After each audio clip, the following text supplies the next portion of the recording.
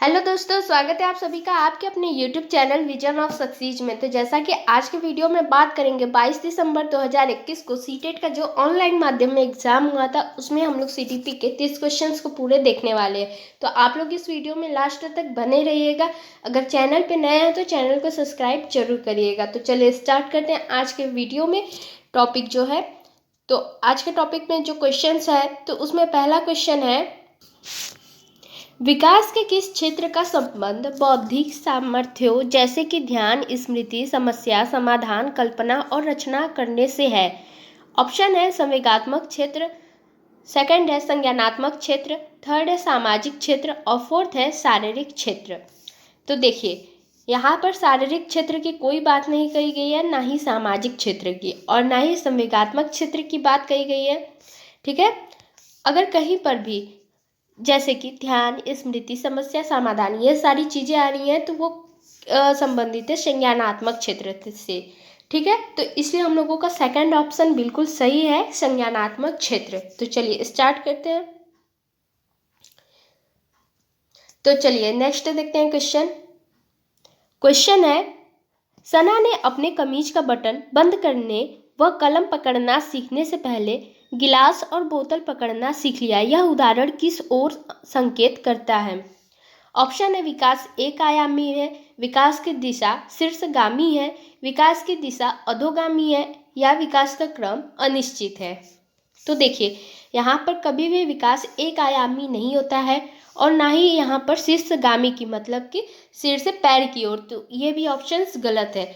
विकास की दिशा अधोगामी है तो मतलब यहाँ पर यह थर्ड ऑप्शन बिल्कुल सही है, क्योंकि सना ने अपने कमीज का बटन बंद करने व कलम पकड़ना सीखने से पहले गिलास और बोतल पकड़ना सीख लिया।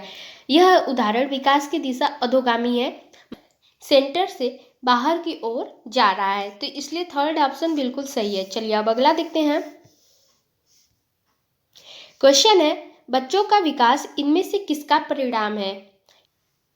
ऑप्शन है केवल अनुवांशिकता का, सेकंड है केवल वातावरण का, थर्ड है विद्यालय और शिक्षा का और फोर्थ है अनुवांशिकता और वातावरण के बीच परस्पर अंतःक्रिया का। तो देखिए पहले ही बताया कि जहाँ पर भी केवल ऑप्शंस आता है वो देखिए 99% तक गलत होते हैं। ठीक है, आप लोग इसमें ध्यान दीजिएगा। तो इसलिए इसका राइट आंसर है ऑप्शन नंबर 4, अनुवांशिकता और वातावरण के बीच परस्पर अंतःक्रिया का। चलिए अब नेक्स्ट देखते हैं। नेक्स्ट है, निम्न में से कौन सा कारक सामाजिकरण का प्राथमिक कारक नहीं है? यहाँ पर देखना है, नहीं पूछा गया है। ऑप्शन है परिवार, आस पड़ोस, समकक्षी या सरकार। तो परिवार तो प्राथमिक में आता है, आस पड़ोस वाले भी प्राथमिक में आते हैं, समकक्षी भी प्राथमिक में आते हैं, लेकिन सरकार जो है सेकेंडरी मतलब द्वितीयक में आते हैं। तो इसलिए हम लोगों का राइट आंसर है इसके हिसाब से फोर्थ। चलिए अब अगला देखते हैं। अगला है, हाइंस की दुविधा पर बच्चों की प्रतिक्रिया के आधार पर लॉरेंस कोहलबर्ग ने किस विकास की विभिन्न अवस्थाओं को प्रतिपादित किया?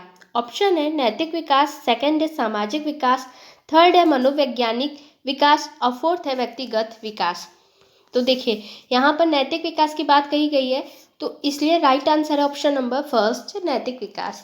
तो चलिए अब अगला देखते हैं। अगला क्वेश्चन है कि 9 वर्षीय लीला ने बटनों के संग्रह को उनके माप के अनुसार वर्गीकृत किया, फिर उसने सभी समूहों के बटनों को एकत्रित किया, फिर उन्हें उनके छेदों के आधार पर दोबारा वितरित किया।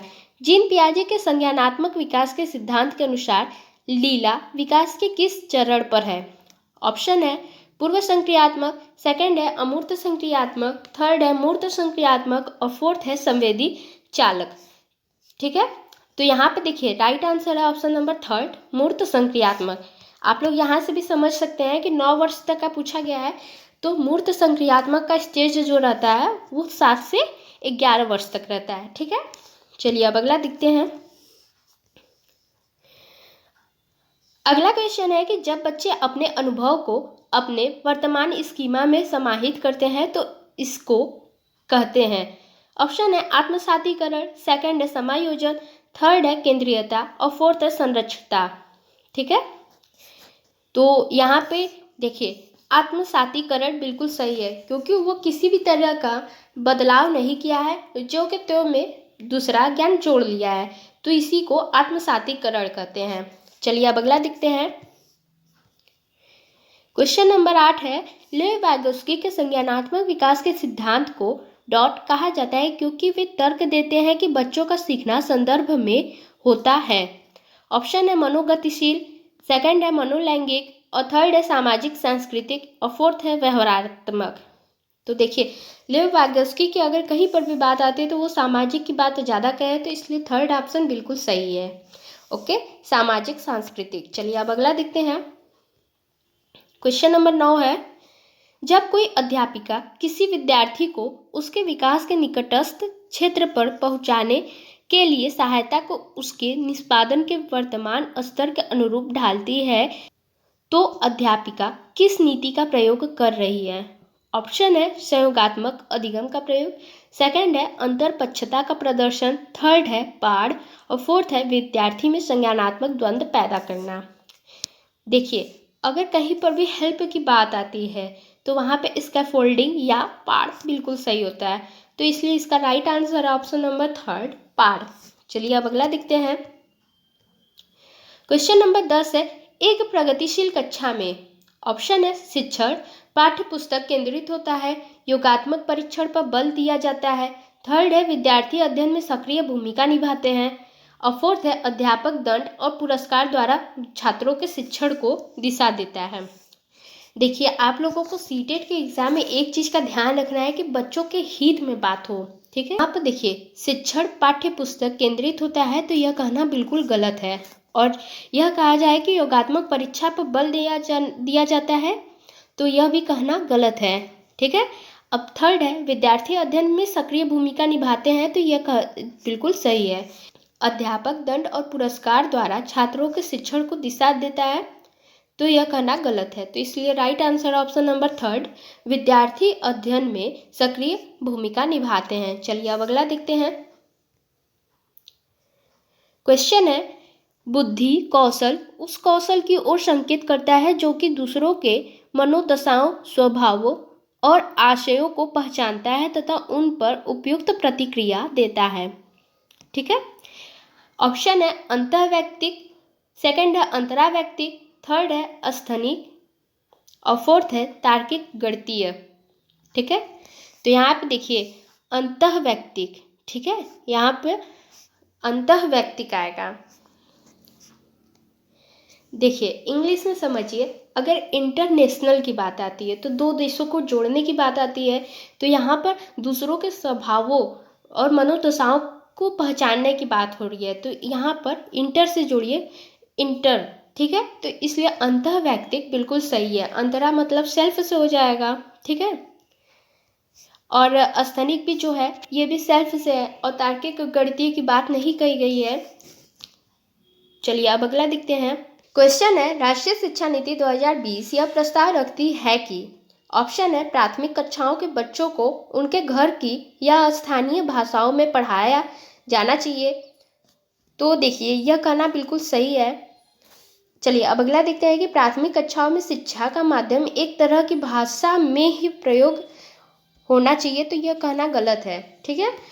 अब थर्ड कह रहा है कि शिक्षकों को द्विभाषिक उपागम को प्रयोग करने के लिए हतोत्साहित किया जाना चाहिए, तो यह भी बिल्कुल गलत है। बहुभाषावाद को बिल्कुल भी बढ़ावा नहीं देना चाहिए, तो अगर बच्चों को एक से ज़्यादा भाषा आती है या बोलना सीख लेते हैं तो ये उनके लिए अच्छी बात है, लेकिन यहाँ पे बढ़ावा नहीं देना चाहिए, तो यह करना बिल्कुल गलत है।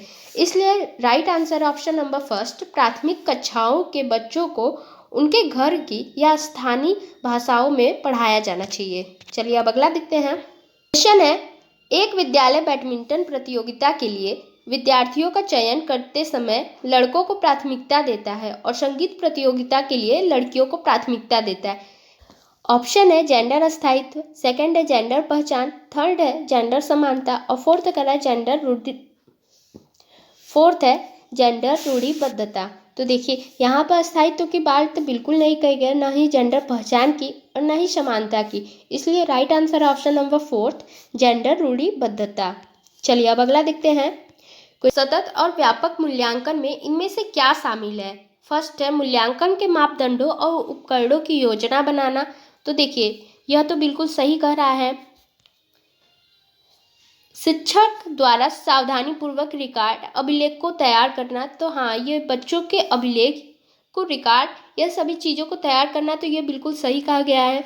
बच्चों के समय समय पर परीक्षण करना एवं उनको श्रेणीबद्ध करना। तो यहाँ पे देखिए श्रेणीबद्ध की बात कही गई है, तो यह बिल्कुल गलत है, क्योंकि यह एक दूसरे बच्चों में तुलना की बात कही गई है, तो इसलिए बिल्कुल गलत है। और फोर्थ है शिक्षण को अधिगम प्रक्रिया के साथ एकीकृत करना। तो यह बिल्कुल सही है, तो इसलिए राइट आंसर है ऑप्शन नंबर फर्स्ट, 1, 2 और 4। चलिए अब अगला देखते हैं। क्वेश्चन है राष्ट्रीय शिक्षा नीति के अनुसार आकलन के लिए अंतर्निहित सिद्धांत क्या होना चाहिए? ऑप्शन है मुख्य रूप से रटने के कौशलों का परीक्षण करना। तो देखिए यह गलत कहा गया है। केवल विषय वस्तु के अधिगम के लिए प्रोत्साहित करना। तो देखिए जहाँ पर भी केवल आए तो वो देखिए बहुत गलत है, क्योंकि बस यह बच्चों के विषय वस्तु के अधिगम को ही प्रोत्साहित कर रहा है, तो ये बिल्कुल गलत है। केवल एक चीज़ के लिए तो यह कहना बिल्कुल गलत है।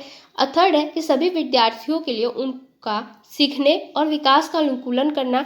तो यह बिल्कुल सही कहा गया है। अब है विद्यार्थियों का वर्ष के अंत की परीक्षाओं के माध्यम से केवल संज्ञानात्मक आयाम का आकलन करना। तो यहाँ पर भी केवल आया है, तो इसलिए यह भी ऑप्शन गलत है। इसलिए इसका right answer option number third, सभी विद्यार्थियों के लिए उनका सीखने और विकास का अनुकूलन करना। चलिए अब अगला देखते हैं क्वेश्चन है भारतीय संसद ने दिव्यांग व्यक्तियों के लिए निम्नलिखित में से कौन सा कानून हाल ही में पारित किया? ऑप्शन है राष्ट्रीय शिक्षा नीति, सेकंड है निःशक्त व्यक्ति समान अवसर अधिकार संरक्षण और पूर्ण भागीदारी अधिनियम। तो देखिए यह बिल्कुल सही है। थर्ड है दिव्यांगता के साथ व्यक्तियों का अधिकार अधिनियम। और फोर्थ है शिक्षा का अधिकार अधिनियम। तो इसमें देखिए सेकंड ऑप्शन बिल्कुल हर तरीके से सही है, क्योंकि इसमें निःशक्त व्यक्ति के समान अवसर अधिकार संरक्षण और पूर्ण भागीदारी अधिनियम की बात कही गई है। चलिए तो अब अगला देख लेते हैं क्वेश्चन नंबर 17 है निम्नलिखित में से कौन सा कथन प्राथमिक शिक्षा में समावेश की भावना का सटीक रूप से वर्णन करता है? ऑप्शन है शिक्षक केवल मानक और एक तरह की भाषा के प्रयोग को ही बढ़ावा देता है। सेकंड है शिक्षक कुछ जाति समूहों के बच्चों के प्रति पूर्वाग्रह रखता या रखती है। थर्ड है शिक्षक को विशेष शैक्षिक आवश्यकताओं वाले बच्चों से कोई अपेक्षा नहीं होती है। तो देखिए अभी तक तीनों में निगेटिव बातें कही गई हैं। फोर्थ है शिक्षक सांस्कृतिक रूप से उत्तरदायी शिक्षा शास्त्र का प्रयोग करता है या करती है। तो इसमें देखिए फोर्थ ऑप्शन बिल्कुल सही है कि शिक्षक सांस्कृतिक रूप से उत्तरदायी शिक्षा शास्त्र का प्रयोग करता है या करती है। चलिए अब अगला देखते हैं क्वेश्चन नंबर 18 है। क्वेश्चन है निम्नलिखित में से कौन सी विशेषताओं का समूह प्रतिभाशाली छात्रों को परिभाषित करता है? पहला है शीघ्रता से सीखते हैं और उसे याद रखते हैं। तो देखिए यह बिल्कुल सही है। सेकंड है सतर्क हैं और तुरंत उत्तर देते हैं, बारीकी से अवलोकन करते हैं। तो ये भी देखिए बिल्कुल सही है। और जो थर्ड है त्वरण के साथ बेहतर प्रदर्शन करते हैं। तो यह भी बिल्कुल सही है। तो इसलिए राइट आंसर है ऑप्शन नंबर थर्ड, 1, 2, 3। चलिए अब अगला देखते हैं।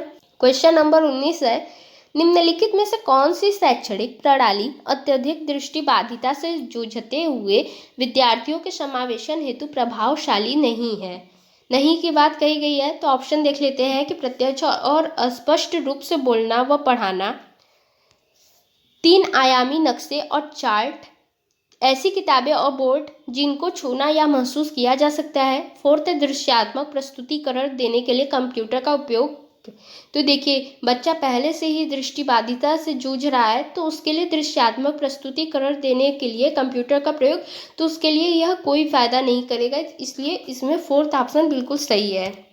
चलिए अब अगला देखते हैं। क्वेश्चन नंबर 20 है अभिकथन ए है शिक्षकों को सभी बच्चों के अर्थपूर्ण सीखने के लिए अधिगम के विविध मौके मुहैया कराने चाहिए। और तर्क है कि सभी बच्चों में सीखने की क्षमता होती है। तो सही विकल्प बताना है। तो देखिए इसमें जो पहला है ए और आर दोनों सही है और आर सही व्याख्या करती है ए की। ठीक है, चलिए अब अगला देखते हैं। अगला है, एक विद्यार्थी जो नियंत्रण के बाह्य अधिकारिता में विश्वास रखती है परीक्षाओं में अपनी असफलता का कारण किसे बता सकती है? योग्यता की कमी, तैयारी की कमी, त्रुटिपूर्ण दृष्टिकोण या बुरी किस्मत। तो देखिए यहाँ पर बुरी किस्मत की बात कही गई, योग्यता की कमी की कोई बात नहीं कही गई है, नहीं तैयारी की कमी और नहीं त्रुटिपूर्ण दृष्टिकोण का। यहाँ पे बुरी किस्मत की बात कही गई है, तो इसलिए फोर्थ ऑप्शन बिल्कुल सही है। चलिए अब अगला देख लेते हैं। क्वेश्चन है, प्रगतिशील कक्षा में एक प्रभावी वातावरण का निर्माण करते समय निम्नलिखित में से किन बातों को ध्यान में रखना चाहिए? फर्स्ट है, अन्वेषण को प्रोत्साहित करने के लिए सामग्री को व्यवस्थित करने की विधि। सेकंड है, जोखिम लेने में विद्यार्थियों की सहायता करने के तरीके। एक समान क्षमता वाले विद्यार्थियों को एक समूह में रखना। और फोर्थ है, आकलन की भिन्न भिन्न विधियां। तो ऑप्शंस यहाँ पे दिए गए हैं। तो यहाँ पे देखिए थर्ड जो ऑप्शन है, फर्स्ट, सेकंड और फोर्थ बिल्कुल सही है। क्वेश्चन है, निम्नलिखित में से कौन सी एक सहगामी अधिगम युक्ति है? ऑप्शन है ढालना, सेकंड है क्रमबद्धता, थर्ड है सामाजिक पृथक्कीकरण और फोर्थ है पारस्परिक रूप से प्रश्न करना। सहगामी अधिगम की बात कही गई तो ढालना और क्रमबद्धता, सामाजिक पृथक्कीकरण ये कोई मायने नहीं रखता है। इसमें फोर्थ ऑप्शन बिल्कुल सही है, पारस्परिक रूप से प्रश्न करना। तो इसलिए फोर्थ ऑप्शन बिल्कुल सही है। चलिए अब अगला देखते हैं क्वेश्चन है 24 नंबर का। मोहन ने विद्यार्थियों को आयतन की समझ बनाने के लिए भिन्न धारिताओं वाले बर्तन दिए। फराह ने अपने विद्यार्थियों को कूड़े को यांत्रिक कार्य बनाने की संभावनाओं पर मानस मंथन करने के लिए कहा। दोनों अध्यापक अपनी कक्षा में किस शिक्षण शास्त्रीय युक्ति का प्रयोग कर रहे हैं? तो देखिए उन लोग क्रिएटिविटी की बात कही गई है, तो इसमें व्यवहारवाद का कोई मतलब नहीं है और न ही स्पष्ट अनुदेशन की बात कही गई है और न ही सक्रिय अनुकूलन की। इसमें सेकंड ऑप्शन रचनावाद यह बिल्कुल सही है। शिक्षण शास्त्रीय युक्ति का प्रयोग भी किया गया है, वह है रचनावाद। चलिए अब अगला देखते हैं क्वेश्चन नंबर 25 है। कथन ए है, शिक्षा ढांचे में शैक्षणिक अवबोध के अतिरिक्त छात्रों के सामाजिक संवेगात्मक आवश्यकताओं पर ध्यान दिया जाना चाहिए। कारण है, संज्ञान में संवेग महत्वपूर्ण भूमिका रखते हैं। सही विकल्प इसमें बताना है। तो देखिए इसमें फर्स्ट ऑप्शन बिल्कुल सही है, ए और आर दोनों सही है। आर सही व्याख्या करता है ए की। चलिए अब अगला देखते हैं क्वेश्चन। शैक्षणिक कार्यों में बच्चों द्वारा की गई त्रुटियों को समझना निम्न में से क्या है?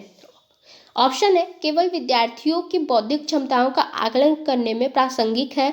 सेकंड है, शिक्षक प्रक्रिया में केवल शिक्षक की दक्षता का पता लगाने के लिए प्रासंगिक है। थर्ड है, शिक्षक के साथ साथ सीखने की प्रक्रिया को समझने के लिए प्रासंगिक है। तो बिल्कुल सही बात कही गई है। फोर्थ है, शिक्षण या सीखने से संबंधित किसी भी क्षेत्र के लिए प्रासंगिक नहीं है। तो ये सब निगेटिव बातें कही गई हैं। तो थर्ड ऑप्शन बिल्कुल सही है, शिक्षण के साथ साथ सीखने की प्रक्रिया को समझने के लिए प्रासंगिक है। चलिए अब अगला देखते हैं क्वेश्चन 27 है। निम्न में से समालोचनात्मक चिंतन में क्या शामिल है? फर्स्ट है परासंज्ञान, सेकंड है विश्लेषण, थर्ड है मनन। तो देखिए इसमें से फर्स्ट, सेकंड, थर्ड तीनों समालोचनात्मक चिंतन में शामिल है, तो इसलिए फर्स्ट ऑप्शन बिल्कुल सही है। चलिए अब अगला देख लेते हैं क्वेश्चन है। अनीता जो कि चौथी कक्षा की अध्यापिका है, अपनी कक्षा में एक ऐसी स्थिति का सामना कर रही है जहां कई विद्यार्थी पढ़ाए जा रहे हैं, विषय में उकताहट महसूस कर रहे हैं। इस स्थिति में उसे क्या करना चाहिए? इन विद्यार्थियों की अनदेखी करे और उसी विषय वस्तु को पढ़ाना जारी रखे। तो देखिए यहाँ पे कोई मतलब नहीं है तो पढ़ाने का। इन विद्यार्थियों को दंडित करे और उसकी सूचना उनके माता पिता को दे, तो बिल्कुल गलत है। अब है कि पाठ्य के विषय वस्तु और पढ़ाने के तरीके पर पुनः चिंतन करें। तो देखिए पुनः चिंतन की बात कही गई है, तो बिल्कुल सही कही गई है। मान ली कि यह विद्यार्थी सीखने के लिए सक्षम नहीं है, तो यह करना बिल्कुल गलत है। तो इसलिए देखिए थर्ड ऑप्शन बिल्कुल सही है कि पाठ्य के विषय वस्तु और पढ़ाने के तरीके पर पुनः चिंतन करें। चलिए अब नेक्स्ट देखते हैं। क्वेश्चन है, किसी अध्यापक को अपने विद्यार्थियों को किसी कार्य के लिए आंतरिक रूप से प्रेरित करने के लिए क्या कहकर प्रोत्साहित करना चाहिए? ऑप्शन है जो विद्यार्थी सबसे पहले कार्य खत्म कर लेंगे उन्हें 5 सितारे मिलेंगे। तो देखिए यहाँ पे पुरस्कार की बात कही गई है, तो जो बिल्कुल गलत है। सेकंड है मैं देखती हूँ कि कौन प्रथम आता है, कौन सबसे अधिक स्मार्ट है, तो ये भी तुलना की बात कही गई है। अगला है इस पर काम करना कितना मज़ेदार है। चलो देखते हैं हम इस गतिविधि से क्या क्या सीख सकते हैं। तो यहाँ सीखने की बात कही गई है, जो बिल्कुल इस क्वेश्चन के हिसाब से बिल्कुल सही है। वे विद्यार्थी जो जल्दी इस काम को पूरा नहीं करते उन्हें खेल के सत्र में खेलने नहीं जाने दूंगी। तो ये निगेटिव बातें कही गई हैं। तो देखिए यहाँ पे राइट आंसर है ऑप्शन नंबर 3, इस पर कार्य करना कितना मज़ेदार है। चलो देखते हैं हम इस गतिविधि से क्या क्या सीख सकते हैं। चलिए अब अगला देखते हैं क्वेश्चन है सीखने की गति डैश है। ऑप्शन है पूरी तरह से व्यक्तिगत कारकों पर निर्भर। सेकंड है पूरी तरह से पर्यावरणीय कारकों पर निर्भर। थर्ड है व्यक्तिगत और पर्यावरणीय कारकों की पारस्परिक क्रिया पर निर्भर। और फोर्थ कह रहा है व्यक्तिगत और पर्यावरणीय कारकों दोनों से स्वतंत्र है। तो देखिए यहाँ पे राइट आंसर है 3, व्यक्तिगत और पर्यावरणीय कारकों की पारस्परिक क्रिया पर निर्भर। ठीक है, तो दोस्तों आज की वीडियो में हम लोग ने 30 क्वेश्चंस को पूरे सॉल्व कर लिए। आप लोगों ने कितना स्कोर किया है, 30 में से कितने आप लोग सही किए हैं कमेंट बॉक्स में ज़रूर बताइएगा। और वीडियो अच्छी लगती है तो वीडियो को लाइक करिएगा, शेयर करिएगा, अपने दोस्तों में ज़रूर शेयर करिए। और साथ ही साथ नए हैं चैनल पर तो चैनल को सब्सक्राइब जरूर करिए, ताकि ऐसी वीडियो आप लोगों को आगे मिलते रहे। मिलते हैं अगली वीडियो में, तब तक के लिए बाय बाय।